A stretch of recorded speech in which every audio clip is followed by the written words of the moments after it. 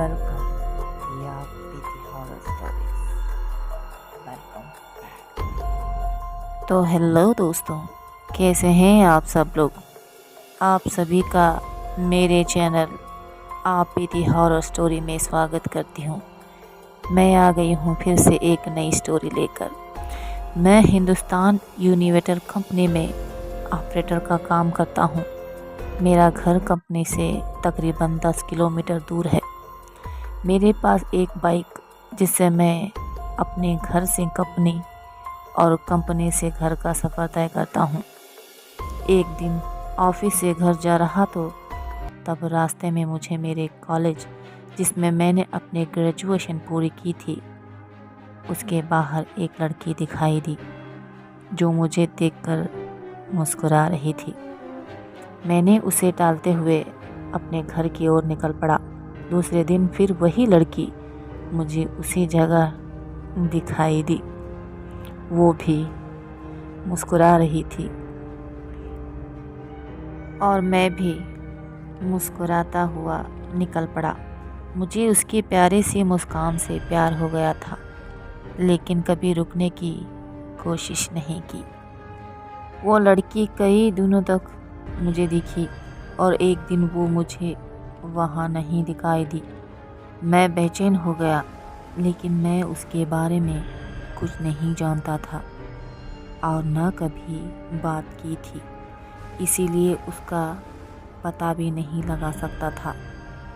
मैं कई दिन लड़की के नहीं दिखने पर बेचैन रहा।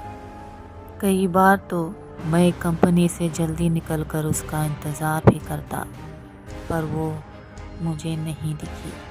एक दिन मेरे मोबाइल पर किसी अनजान नंबर से फ़ोन आया। मैंने फ़ोन उठाया तो एक लड़की बोली। उसने मेरा नाम पूछा और वो मुझसे बात करने लगी और बताया कि मैं वही लड़की हूँ जिसे तुम रोज़ बाइक से गुज़रते हुए देखते हो। मैं अचंभित रह गया कि उसके पास मेरा नंबर कहाँ से आया और ये मेरे से क्यों बात कर रही है। लेकिन उसकी मीठी बातें सुनकर मैं इतना खो गया कि वो सब बातें मैं भूल गया। एक दिन उसने मुझे कॉलेज के बाहर मिलने के लिए बुलाया।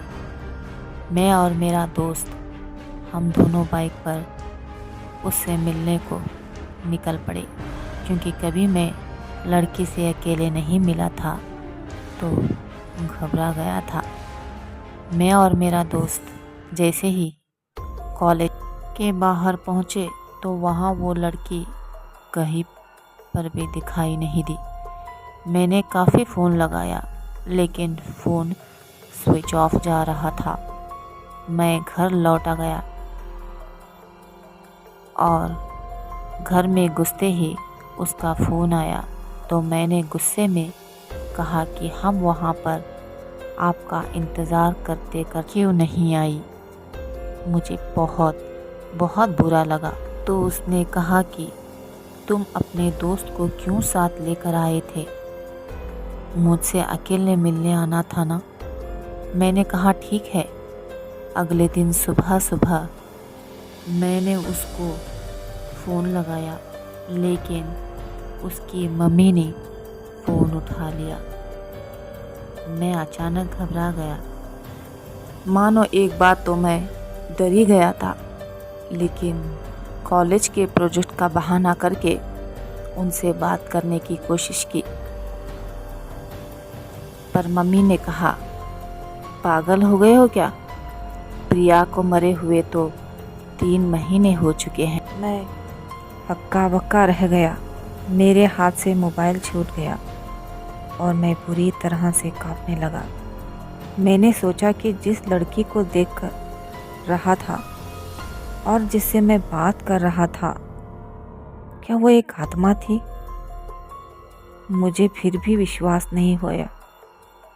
मैंने अगले दिन फिर प्रिया की मम्मी को फ़ोन लगाया। फ़ोन लगाकर सारी घटना सुनाई तो उन्होंने कहा मेरी बात पर अगर यकीन ना हो तो मेरे घर आकर देख लो। मैं प्रिया के घर गया तो प्रिया के फ़ोटो पर माला लगी दिखी। उसकी माँ ये घटना सुनकर भावुक हो गई, लेकिन उस दिन से मैंने अपनी वो सिम निकाल कर फेंक दी और एक नया नंबर ले लिया और फिर कभी फ़ोन नहीं आया। लेकिन आज भी मैं अनजान नंबर से सहम जाता हूँ। मित्रों, आपको मेरी ये आप बीती पसंद आए तो शेयर ज़रूर करें। ये कहानी मैं प्रिया को समर्पित करना चाहता हूँ। IGS को धन्यवाद देता हूँ कि उन्होंने मेरी आप बीती को आप लोगों तक पहुँचाई। तो थैंक यू सो मच दोस्तों। फुल वीडियो वॉच करने के लिए बहुत बहुत धन्यवाद।